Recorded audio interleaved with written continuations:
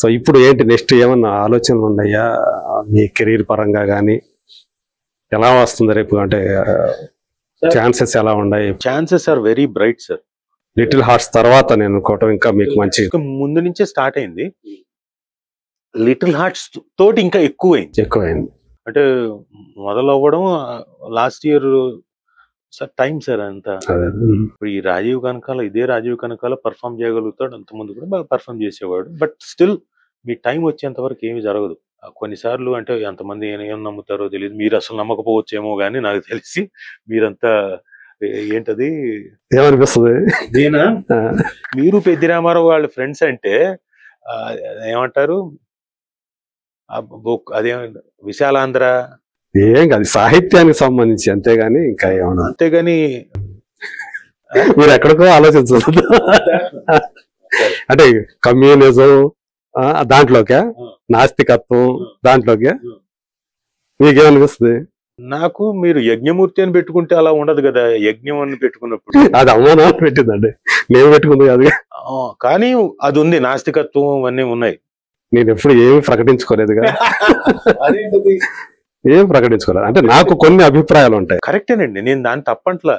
ఇప్పుడు నేను ఉంగరం పెట్టుకున్నా, ఈ దేవుడి ఉంగరం పెట్టుకున్నా, ఇది నా ఇష్టం. అదే మీరు పెట్టుకో, అది గౌరవిస్తాను.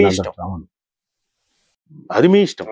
ఎవరి you have to respect your thought and I have to respect you have to respect my thought. అంతే, ఎవరెవరికి ఎవరు కన్వీనియంట్ గా ఉండేది వాళ్ళకు ఇది ఉంటుంది. సో నా ఉద్దేశంలో ఏంటంటే టైం వచ్చేంత వరకు మీరు ఏమి చేసినా, ఎన్ని కుప్పిగంతులు వేసినా, అయితే మీ ప్రయత్నం మీరు చేస్తూనే ఉండాలండి. ఎవరికైనా నేను చెప్పే సజెషన్ మాత్రం మానవ ప్రయత్నం ఎప్పుడు ఉండాలి. మీ కష్టం మీరు పడుతూనే ఉండాలి. టైం వచ్చినప్పుడు అది కట్టలు దించుకొని డ్యామ్ తాలూకు గేట్స్ ఓపెన్ అయినట్టు మొత్తం అంతా ఒకేసారి మీకు సక్సెస్ అనేది అన్ని రకాలుగా వస్తుంది. ఇప్పుడు గేట్లు ఓపెన్ అయ్యాయి అన్నమాట బాగా. అంటే రాజీవ్ కనకాలకి అని నా ఫీలింగ్. ఐ డోంట్ నో ఎంతవరకు ఏంటి అన్నది. బట్ నేను చేసిన క్యారెక్టర్స్ కానివ్వండి, అన్నీ కానీ సక్సెస్ఫుల్ గా ఉండడం, సినిమాలు కానీ వెబ్ సిరీస్ కానీ అవన్నీ కూడా సక్సెస్ఫుల్ గా నడవడం ద్వారా నాకు బాగా సక్సెస్ అవటం, మీకు పేరు రావటం మంచిగా అన్ని.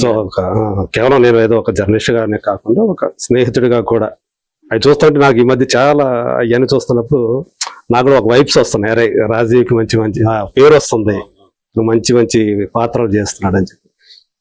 సో అలా ఇప్పుడు నాది జటాధార రిలీజ్ అవుతుంది. వచ్చే 7th 10th. So love OTP 14th release అవుతుంది ఆ సినిమా. తర్వాత విశ్వంభర వచ్చే సంవత్సరం రిలీజ్ అవుతుంది. తర్వాత ఫ్రెండ్లీ కపుల్ అని ఇంకొకటి యువి క్రియేషన్స్ పైన బ్యానర్ పైన చేసాం. ఓకే, అది ఒకటి రిలీజ్ కావాలి. ఫ్రెండ్లీ కపుల్ ఎవరు? సంగీత్ శోభన్ హీరో, మానస అని ఇంకొక అమ్మాయి. మ్యాడ్ హీరో సంగీత్ శోభన్ అతను వాళ్ళ అన్న. ఇద్దరు చిన్న కన్ఫ్యూజన్, ఇద్దరు పేర్లు అలాగే ఉంటాయి, దగ్గరగా అవే పేర్లు. శోభన్ గారి కొడుకులు కదా.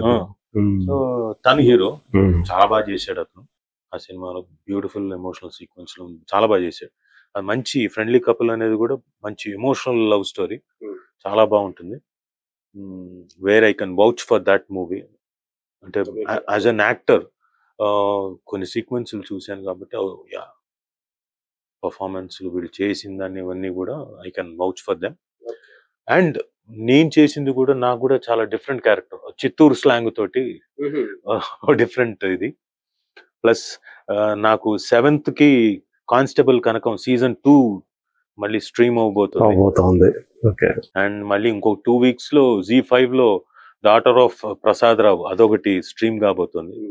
అది మళ్ళీ నెల్లూరు సూళ్ళూరుపేట స్లాంగ్, అదొక డిఫరెంట్ క్యారెక్టర్.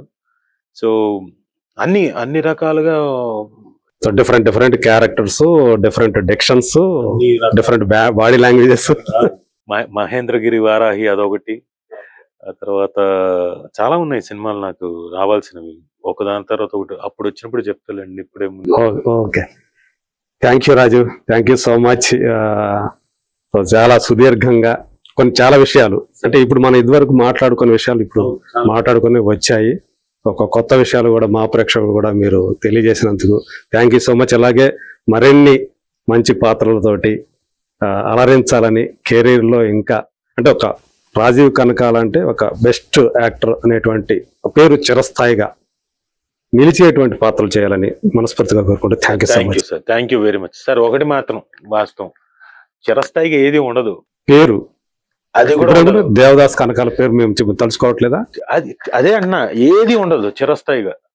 కాలక్రమేణా ఒక కాలం దాటి వెళ్ళిపోయిన తర్వాత కొంతకాలానికి ఈ పేరు కూడా ఫేడ్ అవ్వచ్చు కొంత. అంటే ఒక 2 తరాలు 3 తరాలు మాట్లాడుకుంటారుగా. 2 తరాలు 3 తరాలు 4 తరాలు 7 తరాల వరకు కూడా సాధ్యం అవుతుంది. కాబట్టి చిరస్థాయి అనేది టెక్నికల్ గా కరెక్ట్ గా. ఎందుకంటే ఒకప్పుడుది చాలా పేర్లు పోయాయి. అదే అవును, మర్చిపోతాం అంతే కాలక్రమంలో, అంతే కదా. అన్లెస్ అంటిల్ మనం ఓ పెద్ద విగ్రహాలు తయారు చేసి పెట్టి చేస్తే తప్ప, కూడల్లో పెట్టి చేస్తే తప్ప, మనము మన తర్వాత తరవాళ్ళు తలుచుకుంటే చాలా. అంతే. Thank you so much. Thank you sir. Thank you very much.